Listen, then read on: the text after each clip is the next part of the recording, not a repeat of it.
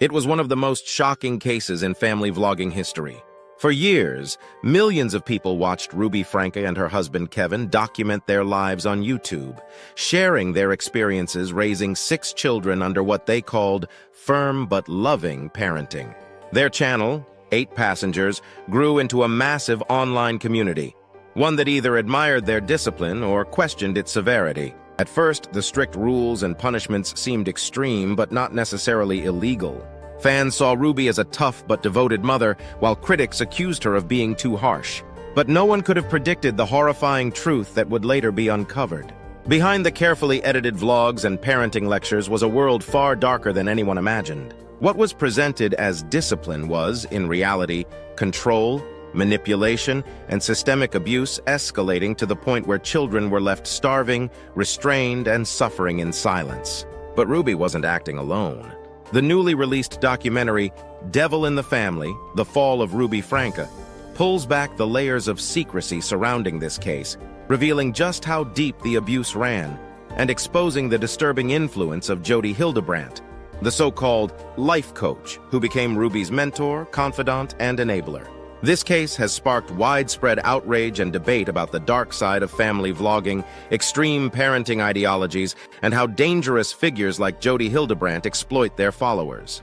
Today, we're breaking down the top 10 most shocking revelations from the documentary that finally exposed the truth behind Ruby Franke and Jodi Hildebrandt's reign of abuse. The red flags were there for years. Looking back, the warning signs were everywhere. For years, viewers saw Ruby Franke's extreme parenting style and sounded the alarm. But instead of intervention, the content kept going viral. One of the earliest red flags was when Ruby openly admitted that she forced her son Chad to sleep on a beanbag for 7 months as punishment. At the time, viewers were horrified, but Ruby dismissed the outrage, claiming it was part of teaching her children accountability. Then there was the time she refused to bring her 6-year-old daughter lunch, insisting she needed to learn consequences for forgetting it at home. Many felt this crossed the line from tough parenting to neglect, but Ruby doubled down, insisting that people who didn't understand real parenting had no place criticizing her methods. Over time, the backlash grew.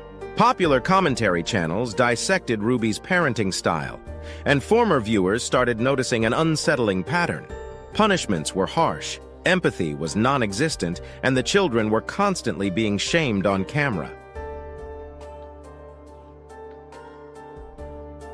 Many moments now seem like clear warning signs, her taking away Christmas presents as a form of discipline, making her kids run laps outside in freezing weather, and even implying that children shouldn't expect privacy or personal boundaries. Viewers called it out for years, but no one imagined how far it would go. What seemed like strict but questionable parenting at the time turned out to be part of something far more sinister: Jodi Hildebrandt's disturbing influence. One of the most shocking revelations is just how much influence therapist Jodi Hildebrandt had over Ruby Franke. The documentary exposes how Jodi's so-called life coaching program, Connections, was far from a path to self-improvement. It was a system of extreme control, manipulation, and isolation. Jodi marketed Connections as a faith-based self-help program designed to guide people toward emotional purity. But former clients reveal that her teachings were more about submission and obedience than healing. Her philosophy hinged on one concept: anything outside of her rigid definition of truth was a distortion. And once Ruby fell into Jodi's world, everything she once believed was twisted to fit this extreme ideology. Under Jodi's guidance, Ruby became convinced that her own family, her parents, siblings, and even her husband, were distorted and needed to be removed from her life. This isolation was key to Jodi's control. The transformation was chilling. Ruby went from a strict but seemingly well-meaning mother to someone who justified starvation, abuse, and suffering as a form of cleansing. Many former clients describe eerily similar experiences. Jodi's coaching destroyed relationships, created paranoia, and turned minor mistakes into grounds for extreme consequences. One former client explains how Jodi convinced them they were inherently flawed and needed to atone through suffering. The documentary presents chilling evidence: text messages between Jodi and Ruby discussing how to discipline the children. It was no longer just about strict parenting. It was about breaking them down completely. For years, Jodi Hildebrandt operated under the guise of a licensed therapist. But in reality, she was running a cult-like system of psychological abuse. And as time revealed, Ruby was her most devoted follower. The kids tried to escape, but no one helped. One of the most heartbreaking revelations from the documentary is that Ruby's children did try to seek help, but no one came to their rescue. Neighbors saw warning signs. Church members noticed troubling behavior. But despite multiple red flags, their cries for help went unanswered. One neighbor recalls that Ruby's children would appear outside looking hungry and disheveled. Another recalls sad faces staring out of windows for hours on end. But time and time again, when people tried to report concerns, they were dismissed or ignored. The documentary also reveals how Ruby and Jodi controlled the narrative, convincing others that the children were simply misbehaving and needed to be punished. Jodi especially taught that children were inherently distorted, and that strict discipline was a necessary correction. What makes this even more tragic is that CPS had received reports years before Ruby's arrest. Anonymous sources, concerned family members, even complete strangers who saw disturbing videos, all of them called in. But CPS either didn't investigate fully or found no immediate danger. Without direct evidence of immediate danger, this case fell through the cracks. Unfortunately, this is a devastating example of what happens when warning signs are overlooked. It wasn't until one of Ruby's sons escaped, malnourished, covered in wounds, and bound with duct tape, that authorities finally took action. That one desperate act may have been the only thing that saved them. The Franke case highlights a systemic failure. How many reports were ignored? How many children are out there right now, begging for help with no one listening? If you suspect a child is in danger, don't hesitate. Keep reporting, keep pushing, because sometimes they can't escape on their own. Kevin Franke's role in the abuse, where was Kevin Franke in all of this? That's the question many are asking after watching the documentary. While he wasn't the face of the extreme punishments, he played a major role in normalizing the strict authoritarian parenting style that defined the 8 Passengers brand. In early videos, Kevin often backed up Ruby's harsh parenting methods. Whether it was taking away Christmas presents, isolating their children, or enforcing tough love punishments. But as Ruby's punishments became more extreme, Kevin's involvement became harder to define. According to sources in the documentary, he spent long hours working as a professor at BYU and was often absent from daily life at home. Then there's the Jodi Hildebrandt factor. The documentary suggests that just like Ruby, Kevin was also manipulated by Jodi's connections teachings. In fact, some claim Jodi encouraged Ruby to push Kevin out of the family dynamic entirely, making him believe that he was an outsider in his own home. By the time the abuse escalated to dangerous levels, Kevin was reportedly living separately from his wife and children. Legally, Kevin Franke was never charged with a crime. Prosecutors determined that he was not directly involved in the abuse that led to Ruby's arrest. But many people still question, was Kevin Franke truly unaware of what was happening? Or did he simply choose to look the other way? Today, Kevin maintains that he is focused on rebuilding trust with his children. But whether the public sees him as an innocent bystander or a complicit parent remains a controversial debate. The shocking conditions of the Franke home. One of the most horrifying moments in the documentary is the shocking reveal of what Ruby's children endured inside their home. A home that from the outside looked like any other suburban house, but on the inside was a place of unimaginable suffering. The documentary lays out disturbing details. The children were bound with ropes, starved for extended periods, and subjected to brutal punishments. Authorities reported that they were malnourished, physically restrained, and denied medical care. One of the most chilling discoveries? Some of the children were physically restrained for long periods with duct tape and ropes, left unable to move. One child had open wounds from being tied up so tightly. Another was severely underweight, described by medical experts as being in a state of near starvation. Long-term starvation impacts both physical and cognitive development. When children are deprived of essential nutrients, it can weaken their immune system, stunt their growth, and can cause permanent brain damage. The moment that changed everything came when one of Ruby's sons, wounded, starving, and desperate, managed to break free and run to a neighbor's house for help. The child, who was emaciated and covered in wounds, begged for food and water. The neighbor immediately called 911, setting off a chain of events that finally led to Ruby and Jodi's arrest. Authorities acted quickly, removing the children from the home and rushing them to the hospital for emergency care.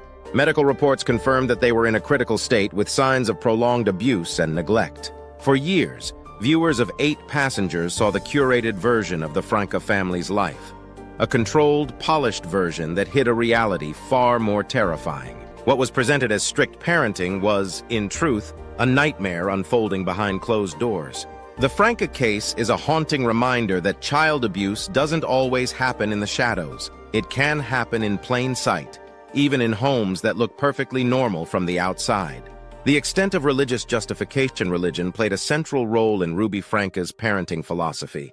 But the documentary reveals how Jodi Hildebrandt took those beliefs to a dangerous extreme. Under her influence, faith was weaponized, used to justify suffering, starvation, and even physical restraints.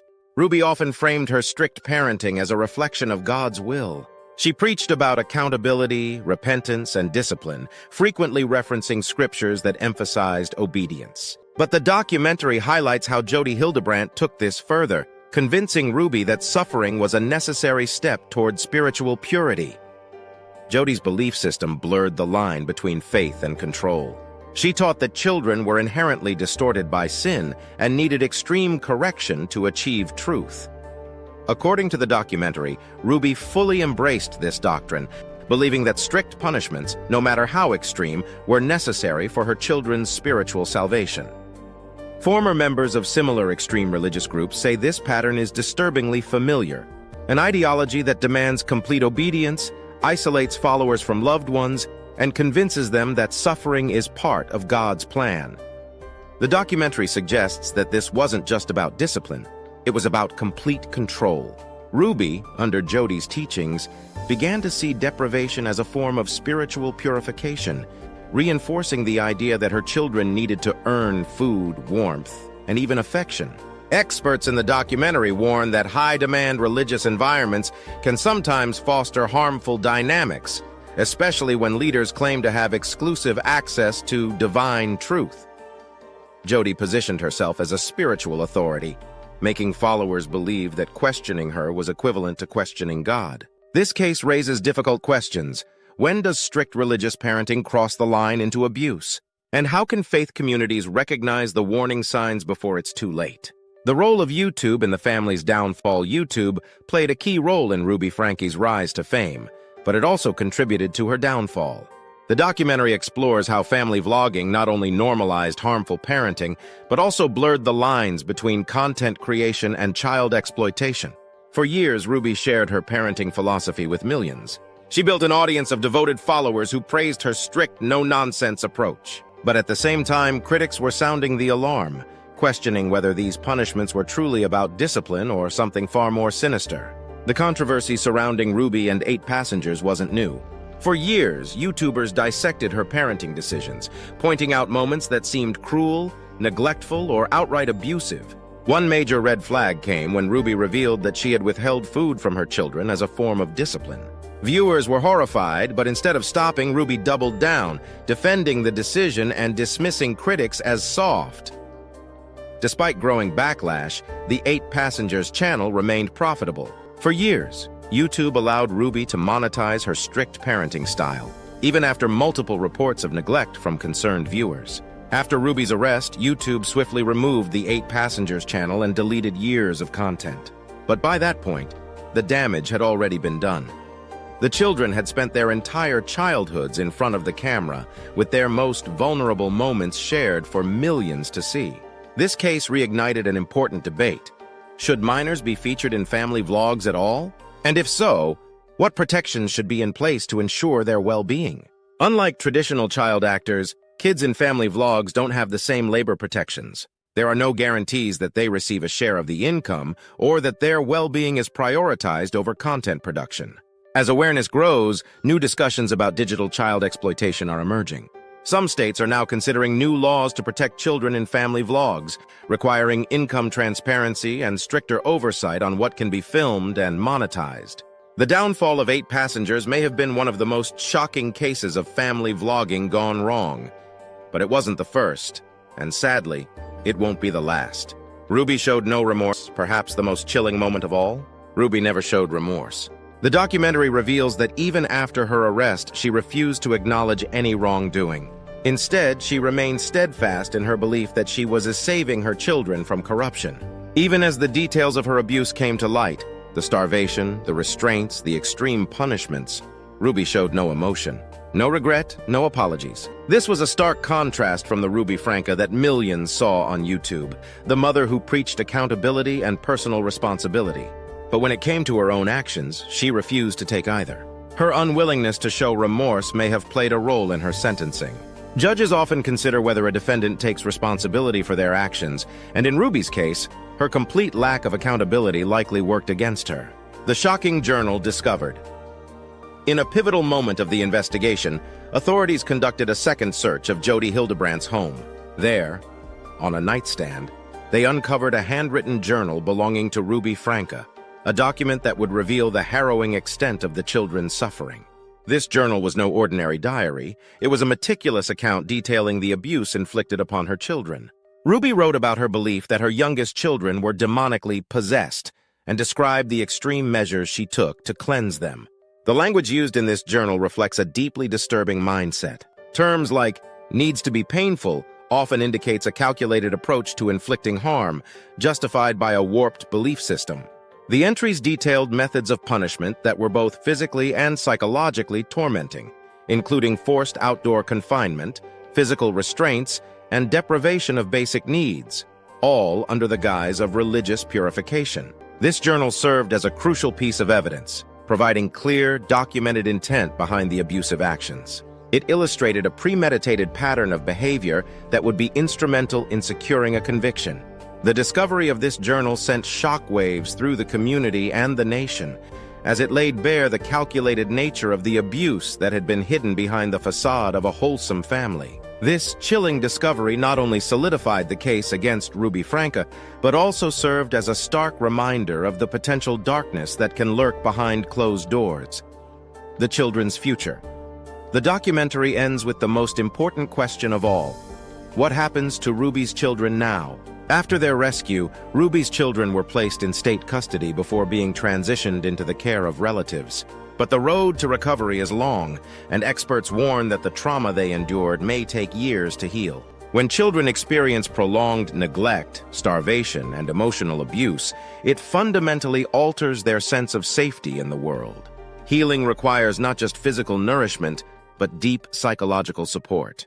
Experts point out that these children have lived under an extreme, highly controlled environment for years. Learning how to feel safe, independent, and cared for again will be a process. They've been conditioned to believe that their suffering was their own fault. That's one of the hardest things to unlearn. While the future remains uncertain, there is hope. Survivors of extreme abuse can go on to heal, build fulfilling lives, and reclaim their futures. But they need support, ongoing, dedicated support to do so. If you or someone you know is experiencing abuse, there are resources to help. No child should suffer in silence. If you suspect a child is in danger, don't wait. Report it. Because sometimes the only way out is if someone on the outside is willing to listen. What do you think about the revelations in this documentary? Should YouTube have stricter rules for family vloggers? Or is it up to parents to decide what's best? Let's discuss in the comments. Like, subscribe, and hit that notification bell for more deep dives into the biggest stories on the internet.